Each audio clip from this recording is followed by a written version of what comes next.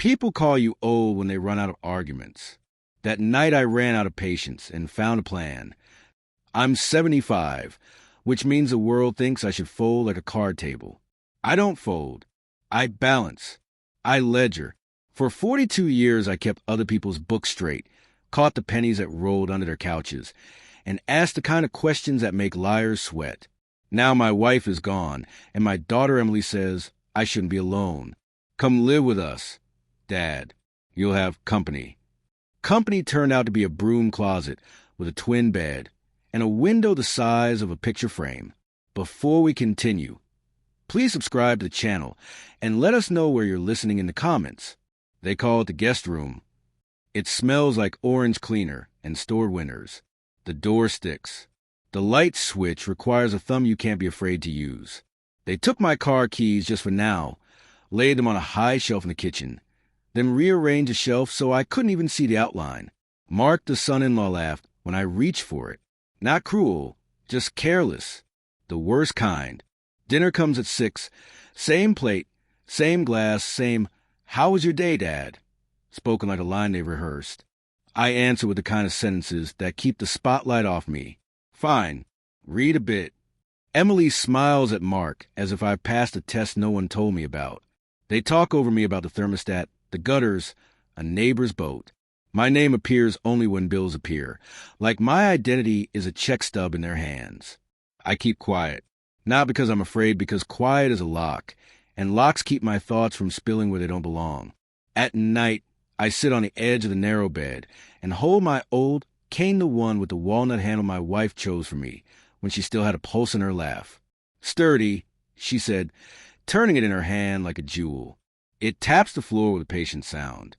I set across my lap like a ruler and measure the shape of this new life, inch by inch. I am not a burden. I am a balance sheet everyone misread. On the third Tuesday, I volunteer to take out the trash. "I can do that, Dad," Mark says, already reaching. "You'll slip on the steps." Then I'll land on something soft. I say, lifting the bag. It isn't heavy. Mostly plastic clamshells and the ghost of lasagna. The back staircase is narrow, old with polish by years of feet. The house stands on a hill, so from the landing you can see the street lights blink awake one by one. There's a hairline crack in the wall that widens by a breath near the fourth stair. I count things out of habit. 4 stairs down, 3 up, 2 beats to catch mine. Voices drift up from below Emily's bright whisper and Mark's lower, practical tone. They're in the shadow by the basement door, a spot you choose when you want to be heard only by each other. "I'm telling you, it'll solve everything," Mark says. "Don't dash," Emily stops herself. "Keep your voice down." I freeze on the landing, trash bag against my knee, cane hovering like a conductor's baton before the first note. He barely notices his own shoes. Mark says, "We list it fast. Under market, it moves. We pay off the line, get ahead. He'll never have to know." "Stop saying it," Emily says. "Say his place." A pause. A swallow I can see without seeing. "Fine," Mark murmurs. "We sell his apartment. He's not really using it anymore." My hands don't shake. They balance. Numbers slide into position in my head. Square footage, neighborhood comps, closing costs, a price cheap enough to make strangers circle like birds. I picture the key I kept on a small hook by our old door, the one my wife insisted we polish. Key, hook door. We build a life on those everyday nouns. What if he asks? Emily says, voice thin. He won't. Mark's certainty is a flat line. He's slipping. You see it. Everyone sees it. I've got the paperwork ready. Power of attorney. Guardianship just in case. Emily releases a breath that becomes someone else's decision. "Okay," she says. So quietly you mistake it for a prayer. The bag of trash shifts in my grip. Somewhere below, a phone buzzes. Somewhere above, the refrigerator kicks on. The house breathes, Oldwood answering new pressure. "He won't understand," Mark says, lighter now. "It's for his own good." For a second I see my wife's hand on my cane, that small circle of walnut catching the light. "Sturdy," she said. I press my palm to the cool rail and feel the grain like a pulse. After we sell, Emily adds, everything gets easier. We'll finally live. She laughs a sound that doesn't belong to the girl who used to bring me her broken toys and say, fix it, Daddy. It belongs to someone who forgot what it felt like to be small. The fourth stair complains under my heel with a tiny, traitorous groan. Both voices stop. Did you hear that? Mark says, my cane hangs in the air. My breath becomes a coin on its edge, spinning, spinning, and the basement door begins to open. I stood frozen on that stair while the basement door creaked, but Mark only muttered something about the wind and pushed it shut. Emily followed him down the hall. My heartbeat steadied, like an old clock falling back into rhythm. They didn't know I had heard. That ignorance was my shield. The next morning, I played the part, the grateful guest, the forgetful father. I sat at the table while Emily placed oatmeal in front of me. Did you sleep all right, Dad? She asked, her eyes already on her phone. Fine, I said. My cane tapped once against the tile. Dreamed of numbers. Mark chuckled. As long as you're dreaming, we'll handle the real ones. He thought it was a joke. I thought it was a confession. Later that day, while they argued about groceries, the mail slipped through the slot. A white envelope, official print. I reached it first. Emily's voice trailed from the kitchen as I tore the seal. Inside, a notice from the bank. My retirement account moved. Not requested by me, not signed by me. A new institution, a new number. I read it twice, 3 times, scanning for errors. At the bottom, authorized by power of attorney. My name printed beneath a signature that wasn't mine. When Emily appeared, I folded the letter beneath the newspaper. She carried a shopping list, lips pressed in. You okay? She asked. Reading the funnies. I answered, tapping the blank crossword. She smiled, relieved by the lie. That night, in the closet room, I wrote every word in my ledger. Date, account, transfer, forge authority. I wrote in the shorthand only another accountant would follow ratios, arrows, fractions standing for people. A ledger is a story no one can erase once the ink sets. Days blurred into each other. Mark filled the garage with new tools, a lawnmower, boxes labeled storage. He whistled cheerful, like a man expecting cash in his pocket. Emily avoided my eyes, as though my gaze might strip away the comfort she was trying to protect. On Friday, Mark lingered by my door. Need anything, Dad? A walk, I said. Too cold, he replied.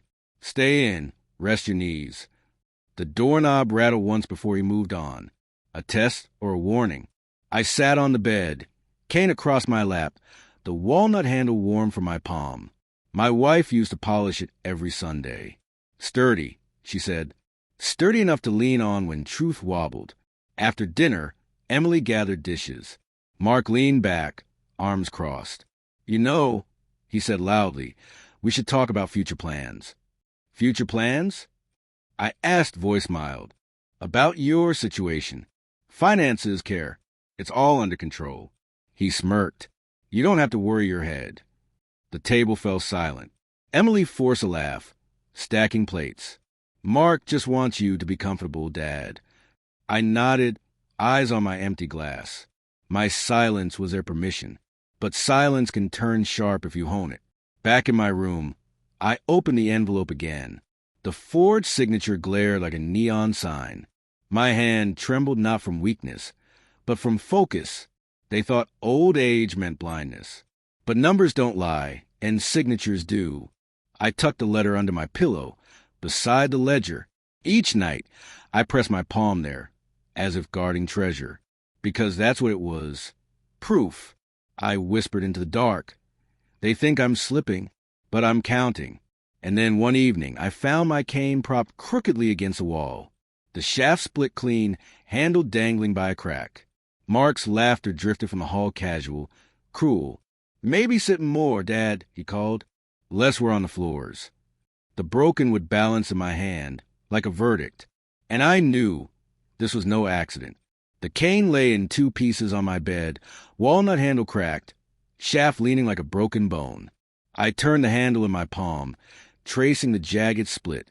My wife once polished this every Sunday, saying the same word each time. Sturdy. Everything sturdy gets tested. Tonight, someone had done the testing for me. I didn't leave the pieces behind. I carried them into dinner, like evidence in a trial. Emily flinched when she saw them. Mark grinned, stretching his arms wide as if it were theater. "Guess it's time for an upgrade, Dad," he said loudly. "Maybe wheels would be safer. Can't fall if you're already sitting." His laugh ran on too long. Neighbors had joined us that evening, a couple from across the street, polite people who always wave at me when I walked the porch. They turned toward Mark's comment, eyes flicking from the cane to my face. Silence spread across the table like spilled water. I laid both halves neatly across my lap. "Strange thing," I said, voice even. "This handle's walnut. Takes a good deal of force to break walnut. Almost as much as it takes to forge a signature." The fork slid from Emily's hand, clinking against porcelain. Mark's grin stiffened, a mask refusing to move. The neighbors exchanged glances, curiosity mixing with discomfort. "Dad, you're confused," Emily whispered quickly. "You're tired, that's all." "Confused?" I tapped the broken cane halves together sharp, decisive, like a gavel. Confusion and theft look the same if you write them in the wrong column. The words hung heavy. One neighbor coughed into his napkin. The other studied Mark, waiting for a response. Mark's smile faltered into a scowl. "Don't start this nonsense at the table." "Then don't bring nonsense into my accounts," I replied, calm as if I were back in the office dissecting numbers in front of a board. My voice wasn't raised, but it carried, cutting through the clatter of silverware. Emily tried to stitch the moment together with nervous chatter about recipes, weather, anything to fill the silence. Mark chewed as though grinding stone. The neighbors left earlier than usual, their polite goodbyes stiff, their eyes darting toward me with something close to respect or fear. When the door closed, Emily spun toward me. "Why would you embarrass us like that?" "I didn't embarrass you," I said, carrying the cane pieces back to my small room. I reminded everyone that truth always balances. I shut the door behind me, laid the cane fragments on the desk, and pulled out a fresh notebook. Its pages smelled of pulp and possibility. My accountant hand moved quickly. Arrows, ratios, fractions, initials. Each mark stood for something a conversation overheard, a document touched, a look exchanged. To anyone else it would be gibberish. To me, it was a map of deceit. Line after line filled the page. I recorded the forged transfer, the broken cane, the dinner confrontation. I built ledgers of voices, columns of lies. I marked dates in the corner, then cross-referenced them with quiet numbers only I could decode. Every line of ink was a nail in the coffin of their plan. I slid the notebook under my pillow. Warmth would keep the pages pliant, the ink alive. Each night I'd add to it, guarding it like treasure. Later, Emily knocked softly. "Dad, you didn't mean what you said, right? About signatures?" I answered through the wood. "Good night, Emily." When her steps retreated, I turned back to cane. The walnut handle caught the faint glow of the nightlight, a fractured crown stripped from its staff, broken but not useless, a symbol sharpened by betrayal. Sleep came late. In dreams, I saw numbers marching in columns, each carrying a piece of the truth. They added toward some only I could see. When I woke, sweat chilled my neck, but my mind was clear. They thought they had clipped my strength. Instead, they gave me proof. And proof, once collected, cannot be uncollected. Morning smelled of damp air and a silence too heavy to be innocent. Emily had gone shopping. Mark disappeared into garage. The house was mine for an hour, maybe less. I lifted the old landline from its cradle, the heavy receiver with a zero that stuck if you didn't press hard enough. I dialed the number from memory. Realtors always talk too much if you let them. They trust confidence, and accountants know how to sound confident. "Good morning," I said, steady voice wrapped in a smile no one could see. "I'm calling on behalf of a friend interested in Pine Street, Unit 12. Keystrokes clattered, cheerful as bells. "Yes, that's available. Listed just last week under Emily Brooks. 2 bedrooms, lots of light. Price to move quickly." Quickly. Always a word used when patience costs too much. "And the owner?" A pause. "Family situation, I believe. but it's authorized. All paperwork in order. Authorized. My name turned into ink without my hand behind it. And the price. She read the figure. I nearly laughed. 20% below market. Not fairness bait for predators. I ended the call politely, thanking her as though she hadn't just handed me proof of betrayal. Years of ledgers trained me to sound calm while fury burned under my ribs. When I hung up, I closed my eyes. Pine Street. My apartment. I could still see the west wall glowing gold at 5 o'clock, the oak table my wife polished until it gleamed, coffee steam curling in winter light. That place wasn't a property, it was our foundation. And now they meant to sell it cheap, as though memory depreciated like old furniture. I opened my notebook and created a new column, property. Beneath it, one coded line dash listed, undervalued, celery. 3 angled marks stood for Emily. Each entry was a brick, and I was building a wall strong enough to outlast their lies. That evening, stew bubbled in the kitchen. Emily ladled bowls. Mark scrolled his phone. I asked casually, "Did you hear the Pine Street market is strong this month?" Mark didn't look up. "Wouldn't know." "Strange," I said. "A place just went up for sale. Looked familiar." Emily's spoon clattered against her bowl. She bent quickly, cheeks flushed. Mark raised his head, smile stretched thin. "You shouldn't pay attention to those things, Dad." I matched his smile. "Oh, I pay attention. Always have." The table stiffened. Emily forced a laugh that cracked in the middle. Mark's eyes drilled into me, searching for proof I knew. I gave him nothing but the steady rhythm of my spoon against porcelain, as measured as a metronome. Numbers hide in silence. I let mine grow. Later, when the house had gone still, I reopened my notebook. Ink glistened under the lamp. I added one last line at the bottom. "They think I am blind. I see everything." As I set down the pen, the floorboard outside my door groaned. Footsteps paused, listening. Then silence. I kept my hand on the notebook, my proof, my weapon. Let them wonder how much I know. Wonder adds interest to every debt. The knock came mid-morning, sharp as a bill collector. Emily opened the door and ushered in a man with a leather bag. His smile was stretched thin, professional, already bored. "Dad," Emily said too brightly, "this is Dr. Harris. Just a quick checkup. Nothing to worry about." Mark loomed behind him, hands folded like a boss watching an employee. I leaned on the broken cane I had glued crudely together. It wasn't steady, but neither was their plan. Dr. Harris asked questions in a sing-song tone, like testing a child. "What year is it? Who is the president? What day of the week?" I squinted, rubbed my temple. "Oh, 1987? Or maybe 97? I let the numbers tumble out, false and jumbled, like coins dropped on the floor. Emily's hand twitched with satisfaction. Mark smirked. The doctor scribbled. "And your daughter's name?" I looked straight at Emily and said, "Evelyn?" She smiled at Mark, triumphant. I smiled inwardly, triumphant in another way. The questions went on. I exaggerated a tremor in my hand, mumbled dates out of order, stumbled on multiplication tables I could still recite backward in my sleep. 40 years balancing books, and they thought I couldn't count by sevens. I gave them the performance they wanted, a fragile old man drifting. At the end, Dr. Harris nodded. "He's showing signs. Memory lapses, confusion. You should consider protective measures." Protective, that word again. Always a cage with curtains. Emily clasped her hands. "We'll do what's best for him." Mark guided the doctor out, shook his hand firmly at the door. Their voices carried down the hall, pleas, plotting. When the house was quiet again, Emily came to my room. She held out a thin folder. "Dad, this is just paperwork. To make sure you're safe. It's voluntary, of course. You don't even need to read it." The first page read, "Voluntary Guardianship Agreement." My name sat above a line waiting for a signature.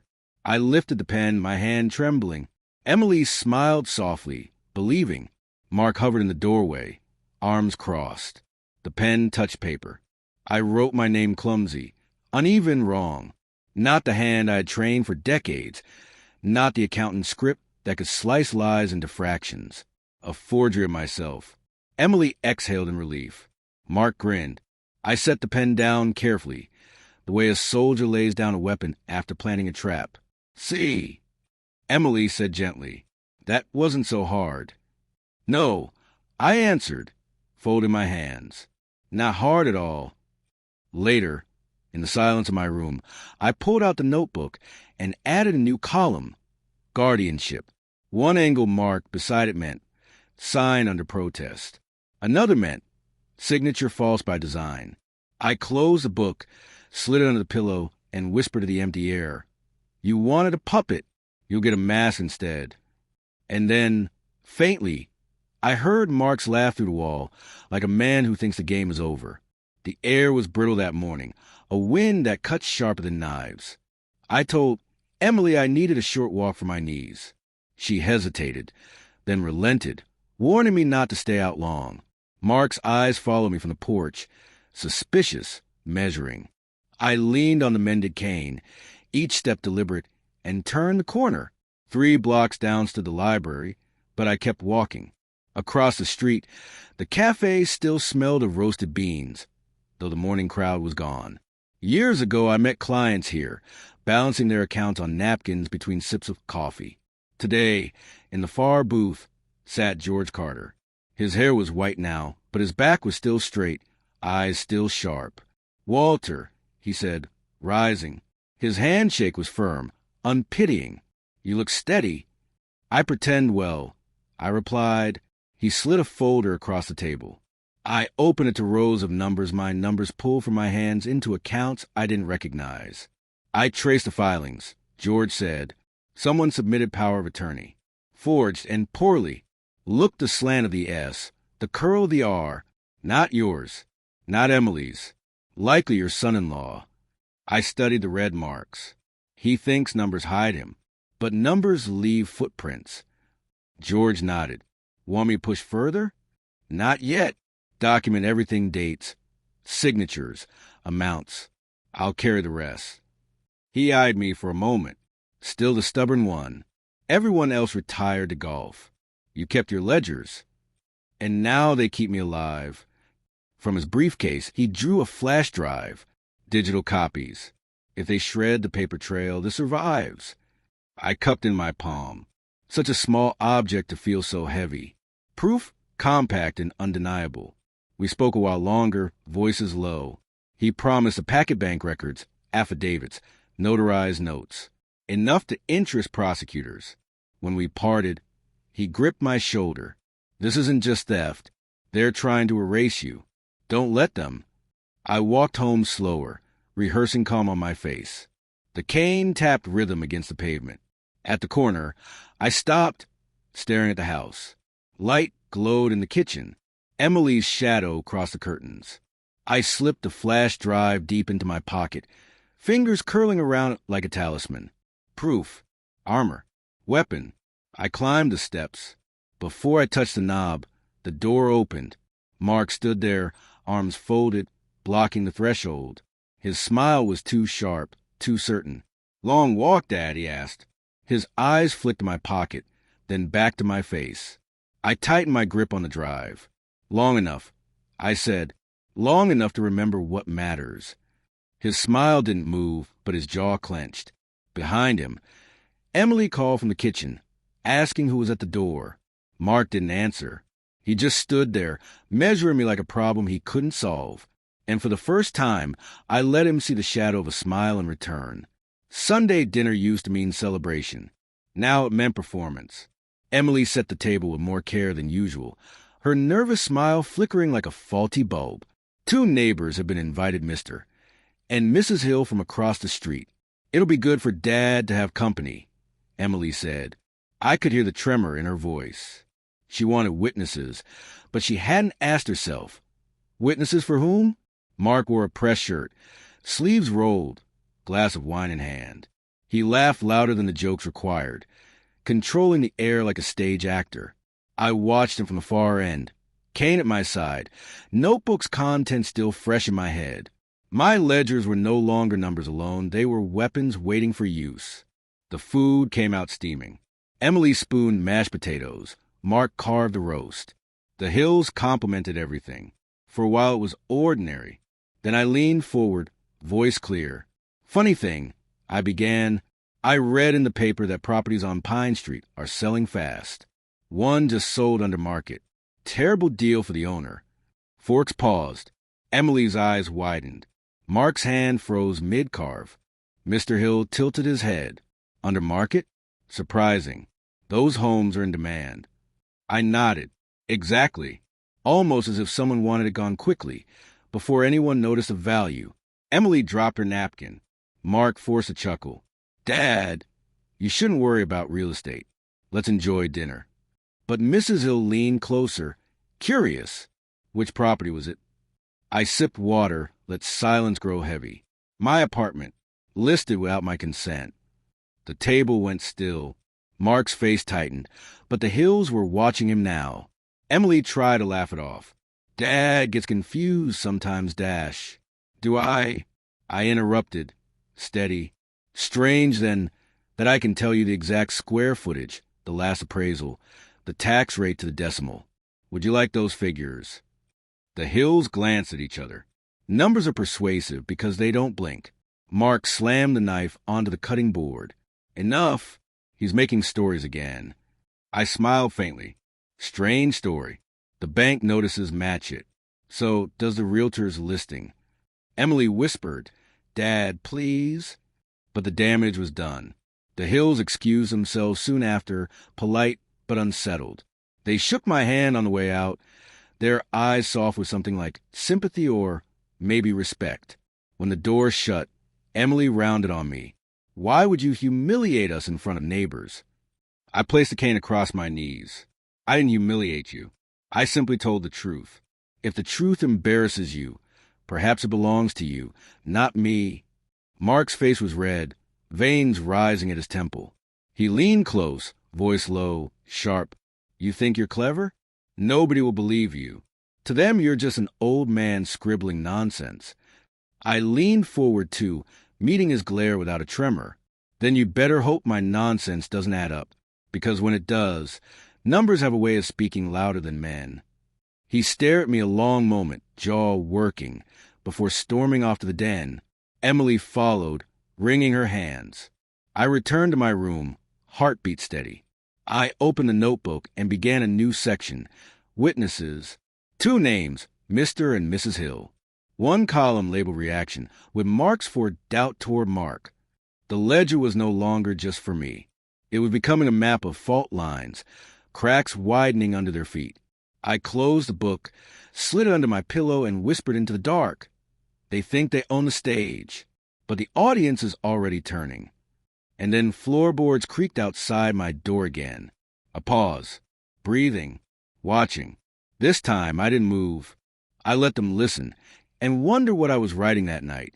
The house had a rhythm now. Emily's shoes pacing the kitchen, Mark's voice booming from the den, the steady hum of a refrigerator guarding food like treasure. I matched that rhythm with one of my own. Every evening, when the lights dimmed and the TV swallowed their attention, I worked at my desk, ledger open, pen sharp. But ledger alone wasn't enough. Proof must be seen to matter. And so I wrote the letter. I used my accountant's hand, the one I'd hidden for weeks beneath sloppy scrawls. Each stroke careful, deliberate, the ink forming columns of truth. I wrote the forged signatures, the transfers, the fake guardianship. I explained the shorthand I used, so no one could dismiss it as scribbles. I attached a page of dates cross-referenced with bank notices. Cold, factual, unbendable. Then I slipped a final line. If you are reading this, Emily, know that I loved you once enough to trust you. That trust is gone, but the evidence remains. The next step mattered most. In the hallway closet stood the old metal safe, inherited from my father. We had kept it for decades' birth certificates, my wife's jewelry. Even Emily's school awards once rested there. Emily still had the combination, and she believed it was hers to control. That assumption was my opening. I folded the letter, sealed it with tape, and placed inside a small recorder. On it, my voice reciting the very conversation I had overheard weeks earlier, their whispers about selling my apartment. words sharpened by truth. I walked quietly into the hall. The safe squatted against the wall like a loyal beast. My hands moved by memory. Right, left, right. The dial clicked open. Inside lay the expected papers, passports, insurance forms, but also space enough for a bomb of ink and sound. I placed the envelope carefully, recorder on top. Then I closed the door, spun the dial, and stepped back. For a long moment, I stared at the metal face. Once it had meant safety. Now it was a mirror turned against them. If Emily found the letter first, it would uncoil like a snake in her hands. If outsiders found it later, it would roar louder than any accusation from my mouth. That night at dinner, I kept my tone light, asked about weather, nodded at Mark's small talk. But every word tasted different, because I knew what waited behind steel. Back in my room, I wrote in the ledger, letter sealed. Safe armed. 2 angled marks to remind me. Weapon set. Trigger pulled. The house creaked under night's weight. I lay down, Kane by my side, eyes fixed on the ceiling. The safe sat in the dark hallway, silent, waiting like a judge holding sentence. And in that silence, I smiled for the first time in weeks. Not wide, not foolish, just enough to remind myself that strategy had teeth. Then, as sleep pulled at me, I heard the faintest scrape outside, the whisper of metal dial turning. Someone testing the lock. It came on a Thursday evening, the kind of day when clouds sag low and make the house feel smaller. Emily knocked at my door with a folder pressed to her chest like a hymnal. Mark hovered behind her, arms folded, mouth curled in that thin smile he wore when he thought the game was already won. "Dad," Emily said gently, too gently, "this is just for your protection. You've been forgetful. Things are complicated. We don't want anyone taking advantage of you." She opened the folder. The top page glared at me. Petition for guardianship. Beneath it, my name, already surrounded by legal scaffolding. Mark stepped forward, voice smooth. "One signature. Dad, that's all. Then you can stop worrying. We'll handle everything." I sat on the bed, Kane across my knees, and studied the paper. My pulse didn't rise. A ledger never panics. It simply records. Emily's hands trembled slightly as she offered me a pen. I took it slowly, as though my joints ached. My hand shook, deliberate, the way an actor trembles on cue. Emily leaned closer, relief already softening her eyes.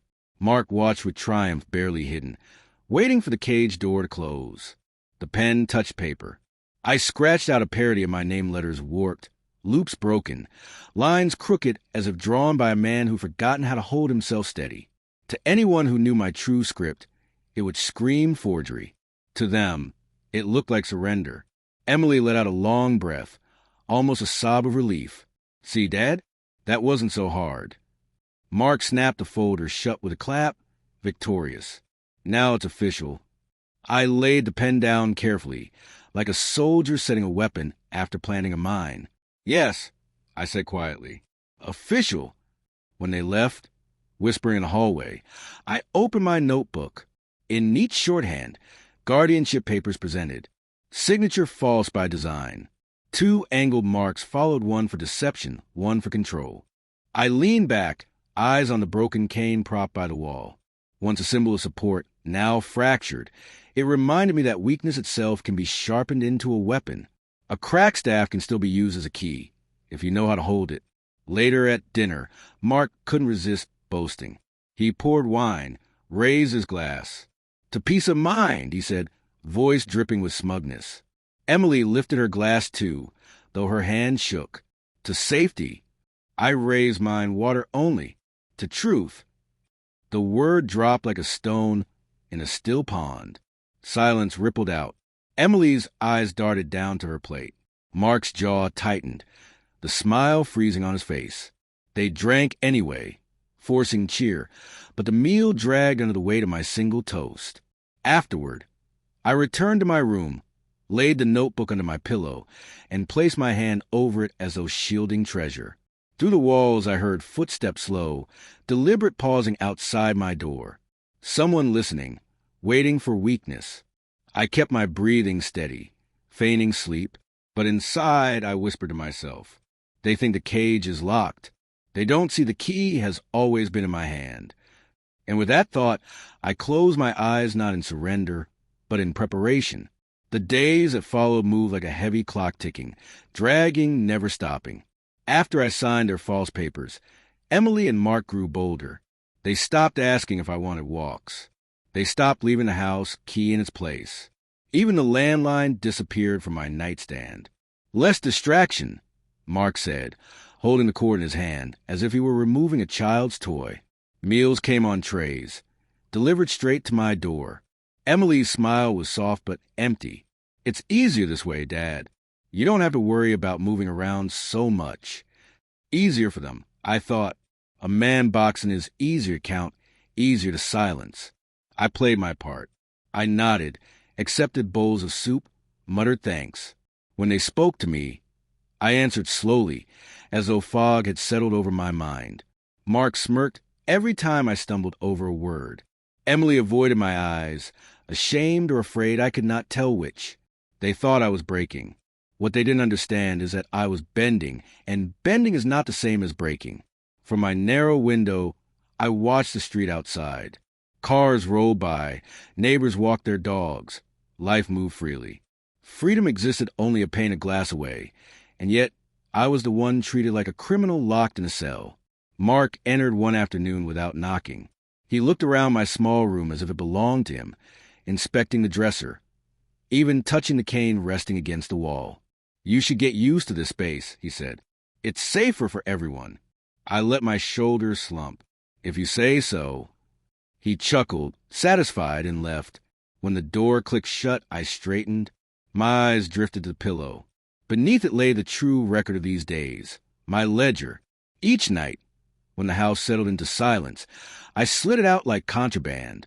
Its pages had grown fat with entries, dates, conversations, figures, initials disguised as marks. I had built a private courtroom. Each line of ink a witness, each margin a verdict. On one page I listed every restriction they had placed on me. Phone removed, keys hidden, meals delivered, access denied. Against each I wrote the date, the time, the person. Facts, not feelings. Numbers don't fade, they accumulate. On another page I drew a rough floor plan of the house, marking where I overheard whispers, where papers were passed, where Mark's voice carried sharpest. An accountant doesn't only track money, he tracks patterns. The weight of the notebook in my hands steadied me. They could strip me of mobility, of freedom, even of dignity, but not of my discipline. That ledger was my rebellion, disguised as routine. One evening, Emily brought in a tray. She set it down without looking at me. "Please, Dad, just rest. Stop fighting. Let us help you." Her voice cracked on the last word. I almost pitied her, because help built on theft is not help.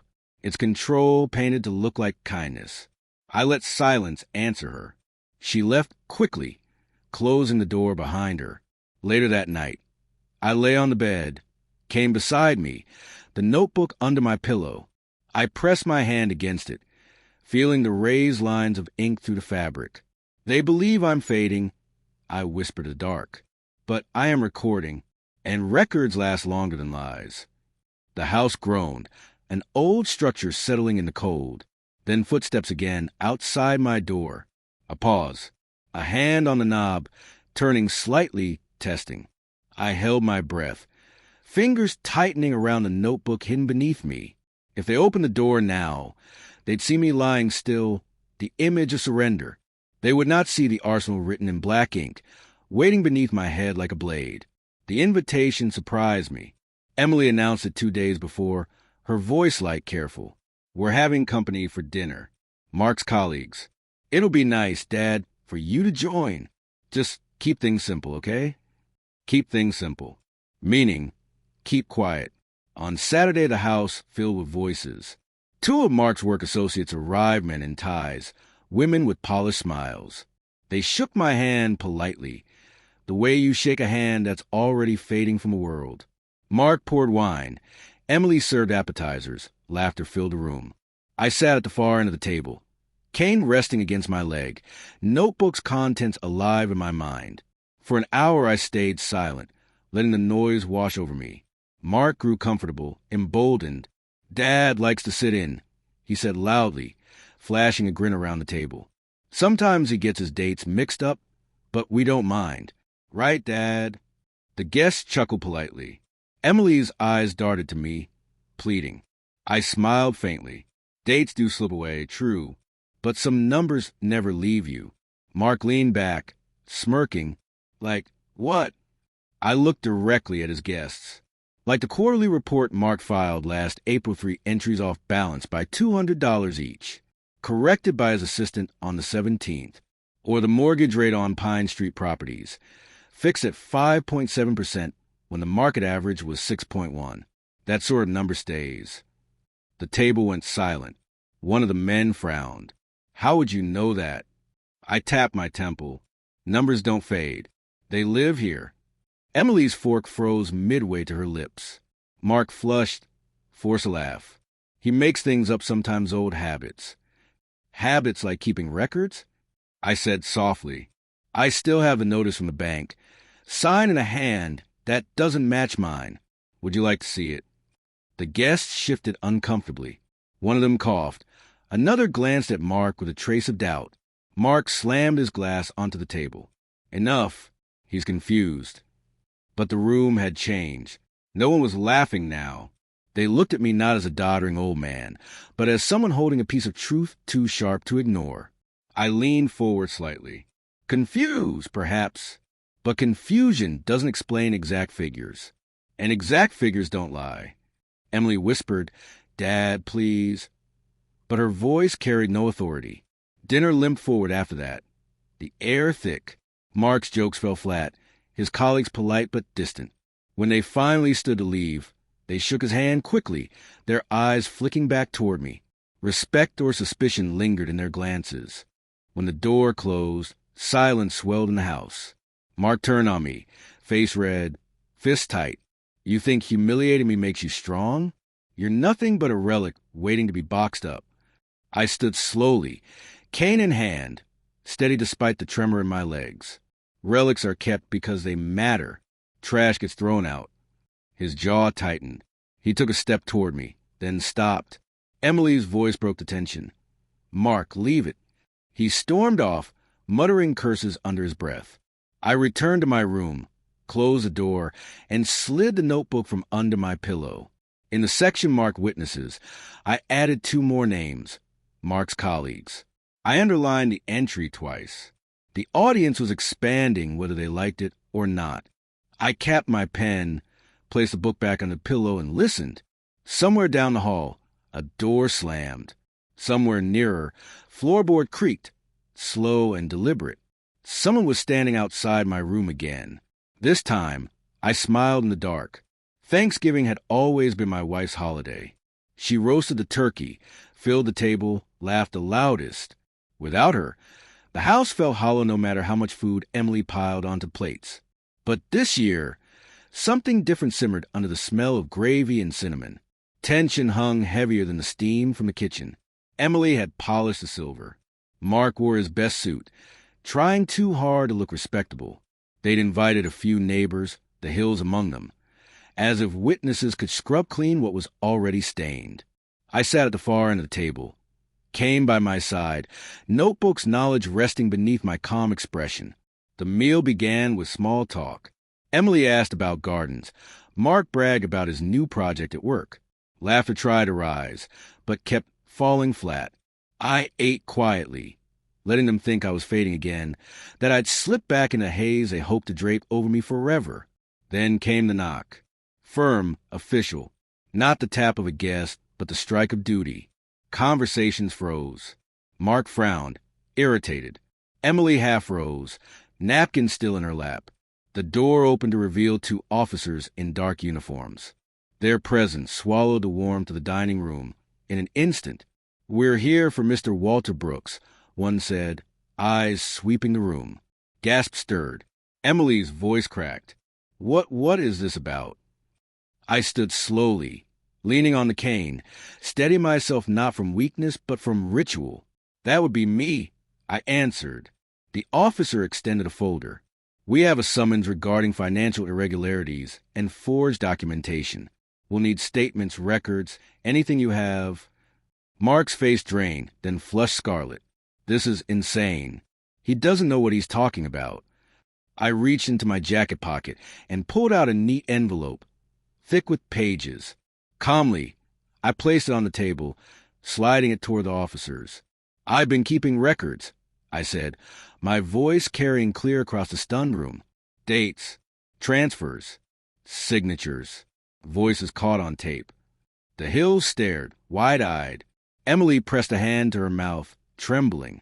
Mark tried to speak, but his words tangled. He's confused, he dashed.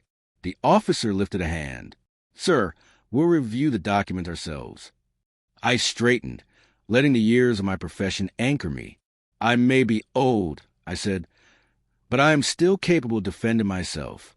I have not forgotten how to keep accounts, and I have not forgotten what belongs to me.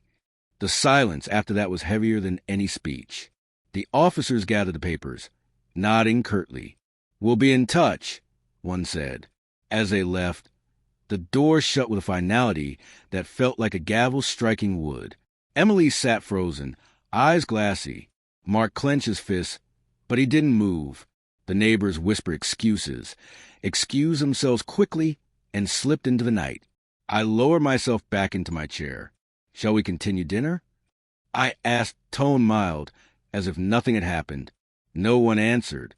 Only the turkey cooled in silence, steam fading like the last illusion of their control. The house felt different after the officers left. Quiet, yes, but not the quiet of peace, the quiet of broken glass no one dared sweep. Emily moved silently through rooms, her eyes avoiding mine.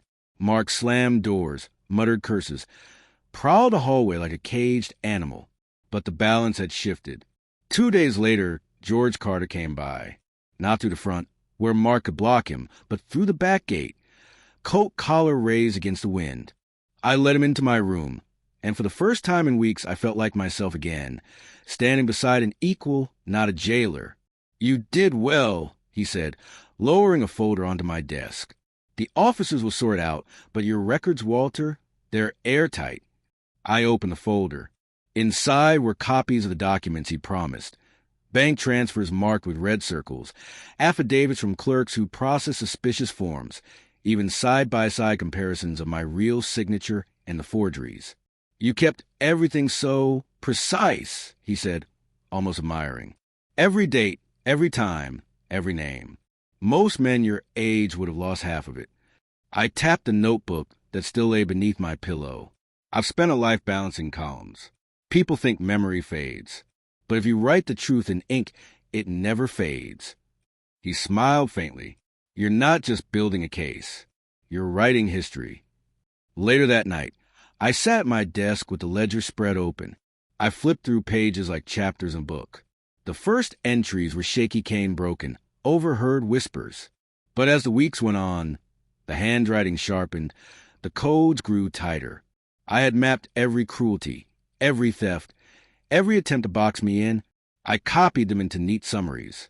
One section labeled finances, amounts drained, accounts opened, all with dates.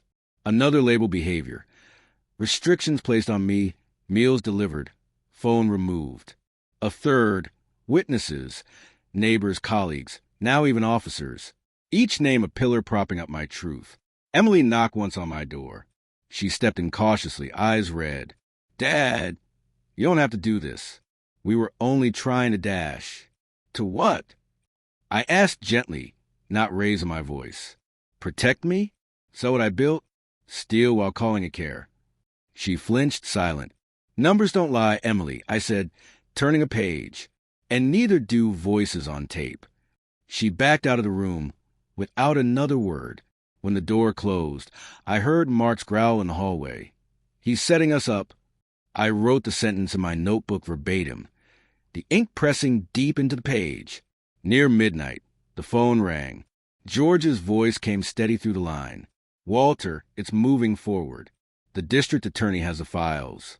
They can't ignore this. You'll get your day. I thanked him, hung up, and sat still for a long time. My reflection in the window stared back at me, not the frail man, they thought they could cage, but the accountant who had once held entire companies accountable. The man who knew that every lie has a number, and every number eventually balances. I placed a ledger flat on the desk, hands resting on either side, and whispered. They wanted me to fade. Instead, I've written myself into permanence. From the hallway came a sharp thud. A door slammed, Mark's voice rising in muffled rage. The storm was coming closer. I closed the notebook gently, like a judge closing a case file, and smiled. The courthouse smelled of polish and paper. Rows of benches creaked under the weight of strangers waiting to see justice unfold.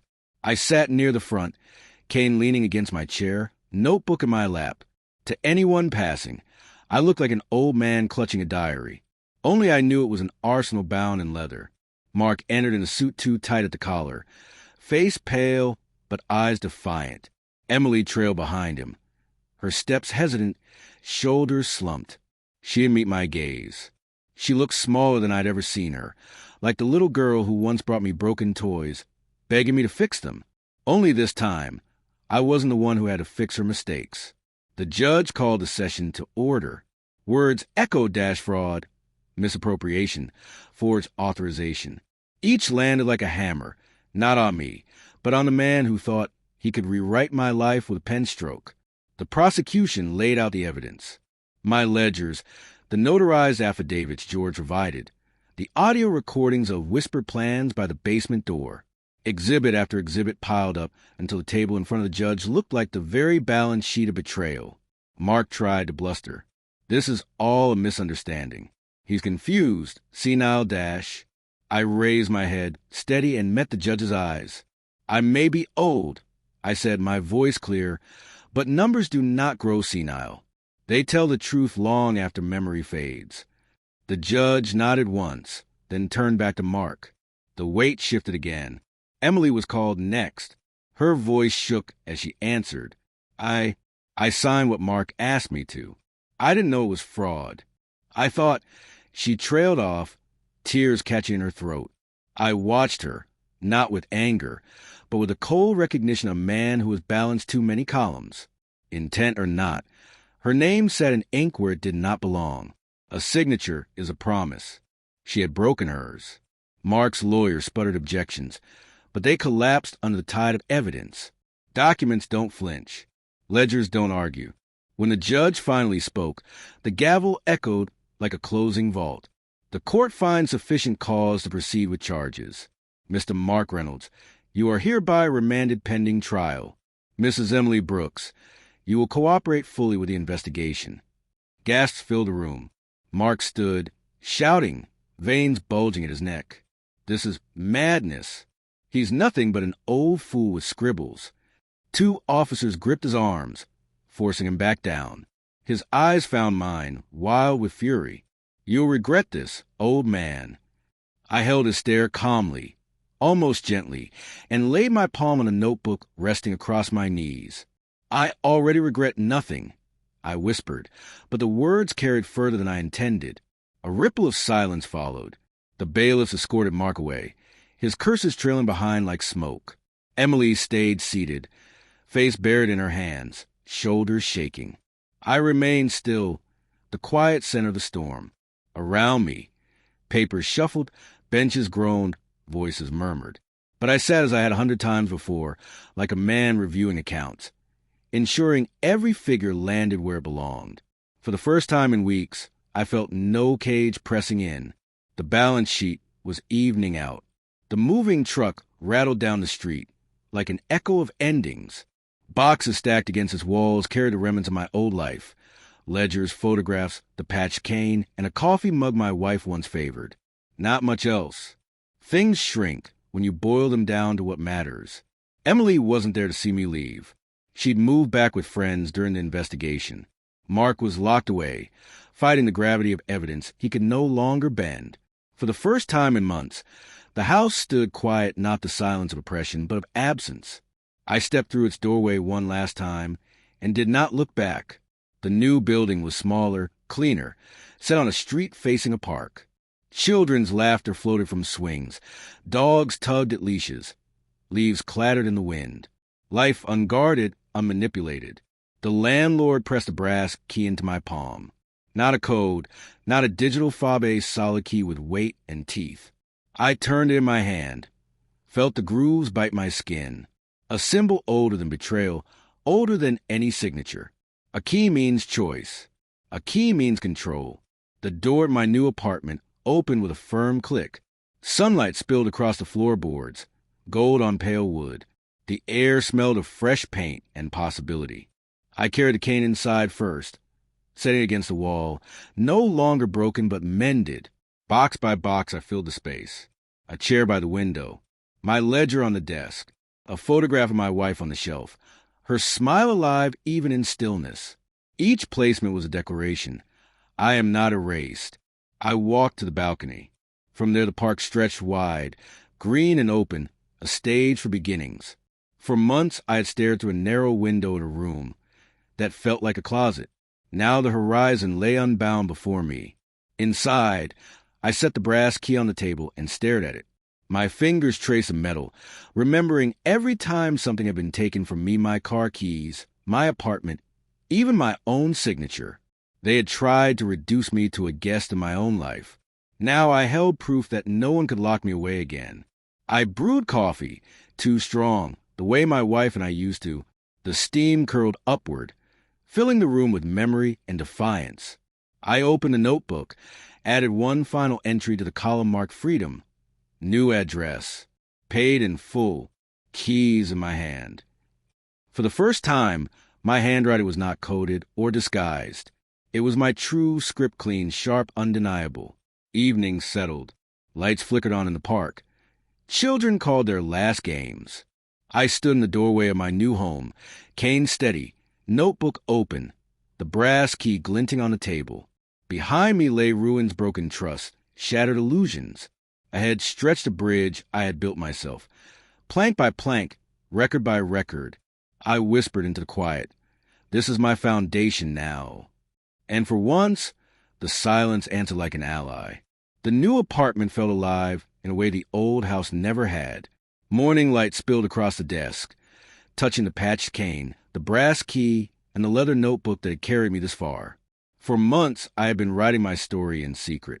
Now it was time to tell it aloud. I set up the old laptop by the window, adjusted the chair, made sure the cane leaned into the frame of the camera, its walnut handle catching the light like a badge of survival. Then I pressed record. My name is Walter Brooks. I began, voice steady. I'm 75 years old. My daughter and her husband tried to erase me. They thought age meant weakness, that signatures could be forged, that memories could be stolen. They called me confused. A fool. They were wrong. For 42 years, I was an accountant. I know how numbers speak. I wrote everything down. And I proved that no matter how old you are, you can still defend what's yours. For 15 minutes, I spoke calm, precise, relentless. I explained how to track accounts, how to spot false signatures, how to keep records safe even when family turns into predators. Then I leaned closer to the lens. Don't let anyone turn you into a living ghost. Protect your keys. Protect your mind. Protect yourself. When I clicked stop, the room was silent but for my breath. I uploaded the file to a channel I had named Retiree versus the System. And for the title of my first video, I wrote the words that burned truest.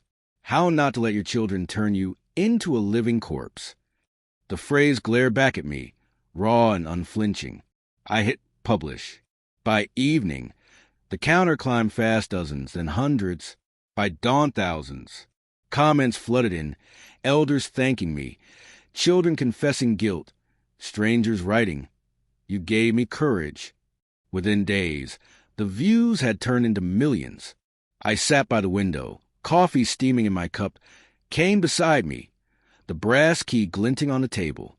My ledger lay open to its final page, where I had written one word in my true, clean script. Freedom. Behind me lay ashes, ruins of trust, broken illusions. I had stretched something stronger, a bridge from silence to voice, from cage to stage. I tapped the cane once against the floor, steady and sure. They thought I was finished. I whispered, "But this is only the foundation." Outside, children's laughter floated from the park. The bridge held. And for the first time in years, I felt the world open, wide, and waiting. If you like this story, please like this video. Subscribe to the channel and share your impressions of this story in the comments. To listen to the next story, click on the box on the right.